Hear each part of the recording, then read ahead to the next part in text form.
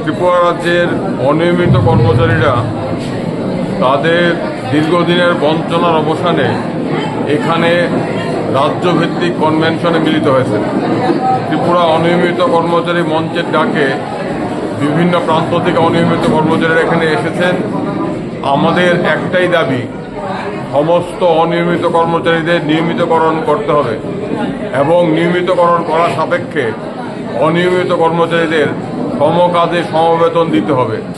দীর্ঘদিন ধরে, কয়েক দশক ধরে এই রাজ্যে 30,000 অনিয়মিত কর্মচারী আছেন যারা নিয়মিত কর্মীদের মতো দায় দায়িত্ব পালন করছেন, কিন্তু তারা সামান্য মজুরির ভিত্তিতে কাজ করছেন।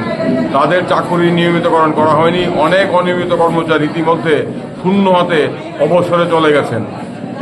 এই কনভেনশন থেকে যারা মূল দাবি, 30শে জুলাই 2018 সনে রাজ্য সরকার ভয়ঙ্কর সার্কুলার জারি করেছিল, সর্বনাশা সার্কুলার। এই সার্কুলার মূলে এই রাজ্যের অনিয়মিত কর্মচারীদের ভাগ্যকে চিরতরে অন্ধকারে ঠেলে দেওয়া হয়েছে।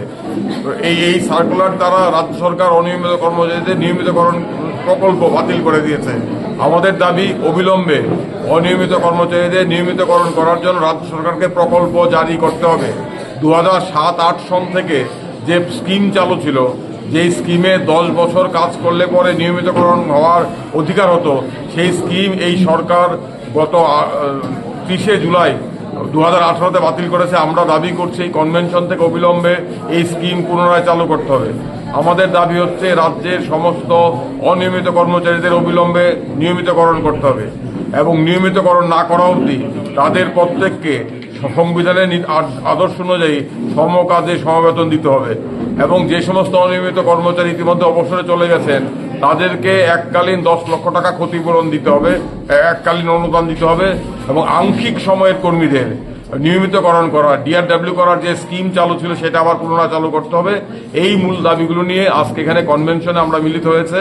ত্রিপুরার অনিয়মিত কর্মচারীরা দলমত নির্বিশেষে এখান থেকে রাজ্য সরকারের কাছে দাবিগুলো রাখা হবে।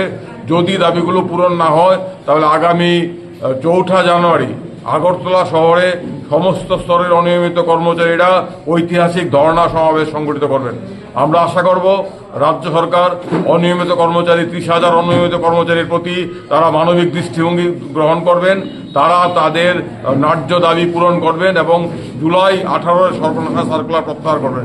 যদি প্রত্যাহার না করেন, যদি দাবি পূরণ না করেন, তবে অনিয়মিত কর্মচারীরা বাধ্য হবেন রুটি-জুরির স্বার্থে, নিজেদের ন্যায্য পাওনার স্বার্থে ব্যাপক আন্দোলন গড়ে তুলতে। তারই প্রস্তুতিতে আজকের এই সমাবেশ, এই কনভেনশন। কবে থেকে আপনাদের এই সংগঠনে আত্মপ্রকাশ? এই সংগঠন আমরা দীর্ঘদিন ধরে দেখছি। গত 7 বছর ধরে এই রাজ্যে অনিয়মিত কর্মচারীদের কথা বলার কেউ নেই। এই রাজ্যের অনিয়মিত কর্মচারীরা মুখ বুঝে প্রতিদিন দায় দায়িত্ব পালন করছেন আর মাসের শেষে 10,000 8,000 টাকা নিয়ে বাড়ি যাচ্ছেন। আমরা 7 বছর ধরে দেখছি এখানে এদের তাদের হয়ে কথা বলার কেউ নেই। তা এই কারণেই গত 4 ডিসেম্বর আমরা আগরতলা শহরে স্টুডেন্ট সেলতমে রাজ্য ত্রিপুরা অনিয়মিত কর্মচারী মঞ্চ গঠন করি। এই মঞ্চের একটাই উদ্দেশ্য, এখানে দলমত নির্বিশেষে সমস্ত স্তরের অনিয়মিত কর্মচারীরা জড়ো হয়েছেন। একটাই উদ্দেশ্য, তাদের হক আদায় করা। অনিয়মিত কর্মচারীরা অমানবিক জীবনযাপন করছেন, তাদের প্রতি নিষ্ঠুরতা দেখাচ্ছে সরকার। এই নিষ্ঠুরতার অবসান চাই, তাদের মর্যাদা চাই, তাদের প্রাপ্য অধিকার চাই। তার জন্য এই লড়াই, এই কনভেনশন, এই নূতন সংগঠন করা হয়েছে। আমাদের একটাই লক্ষ্য, অনিয়মিত কর্মচারী 30,000 অনিয়মিত কর্মচারী তাদের স্বার্থ রক্ষা করা। তার জন্যই ত্রিপুরা অনিয়মিত কর্মচারী মঞ্চ গঠন করা হয়েছে গত 4 ডিসেম্বর। আজকে রাজ্যভিত্তিক কনভেনশন, ব্যাপক সারা আমরা লক্ষ্য করছি। আমরা এই কনভেনশন থেকে সিদ্ধান্ত নেব আগামী আন্দোলনের কর্মসূচি। জানুয়ারি মাস থেকেই অনিয়মিত কর্মচারীরা তাদের অধিকার অর্জনের জন্য রাস্তায় নেমে লড়াই করবেন।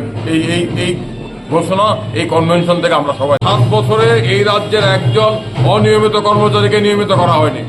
গত 7 বছরে এই রাজ্যের একজন অনিয়মিত কর্মচারীকেও নিয়মিত করা হয়নি।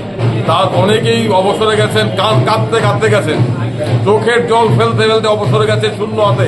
এই বঞ্চনা, এই কান্নার অবসান করার জন্য এখানে আমরা লড়াইয়ের প্রস্তুতি নিয়েছি। আমরা 7 বছর অপেক্ষা করেছি। আমরা আশা করেছিলাম সরকার 30শে জুলাই যে সার্কুলার বাতিল করেছে, আমরা আশা করেছিলাম সরকারের সুবুদ্ধির উদয় হবে, আবার সার্কুলার জারি করবে, 2007-এর স্কিম পুনরায় চালু করবে। কিন্তু সরকার 7 বছর এটা করলো না। আমরা সরকারকে অনেক সময় দিয়েছি, আমরা অনেক ধৈর্য ধরে অপেক্ষা করেছি। আমাদের ধৈর্যের বাঁধ ভেঙেছে বলে আজকে এখানে অনিয়মিত অনিয়মিত কর্মচারীরা দলে দলে সমবেত হয়েছেন, দলবত নির্বিশেষে।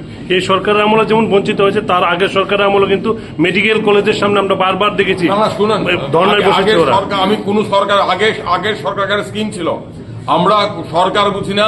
2007-08 সরকারের স্কিম করেছিল, তখন 10 বছর হলে পরে নিয়মিতকরণ করার দাবি করা যেত, আদালতে মামলা করা যেত। আর এই সরকার এসে অনিয়মিত কর্মচারীদের পায়ের তলার মাটি কেড়ে নিয়েছে, তাদের পায়ের তলার মাটি কেড়ে নেওয়ার জন্য 2018 সার্কুলার জারি করছে, এখন মামলা করা যায় না। বামফ্রন্ট আমলে অনিয়মিত কর্মচারীরা 10 বছর হওয়ার পর নিয়মিতকরণ না হলে আদালতে গিয়ে নিয়মিতকরণ হতো। আমি মামলা করেছি, 300-400 অনিয়মিত কর্মচারী নিয়মিতকরণ হয়েছে, কারণ স্কিম ছিল, সরকারের সার্কুলার ছিল। আমরা আদালতে গিয়ে বলতাম সরকারের নীতি হচ্ছে 10 বছর হলে রেগুলার করবে, অমুককে করেছে আমাকে করেনি, তাহলে আদালত বলতো তোমার নীতি অনুযায়ী তুমি করো। এখন কি হয়েছে, আদালতে যাওয়ার রাস্তাটা কেড়ে নিয়েছে এই সরকার। এটা হচ্ছে পার্থক্য। 7 বছর ধরে খালি বঞ্চনা, বিশ্বাস ভঙ্গ করেছে আমাদের সাথে। তাই আমরা সরকার বুঝি না, আমরা আমাদের অধিকার আদায়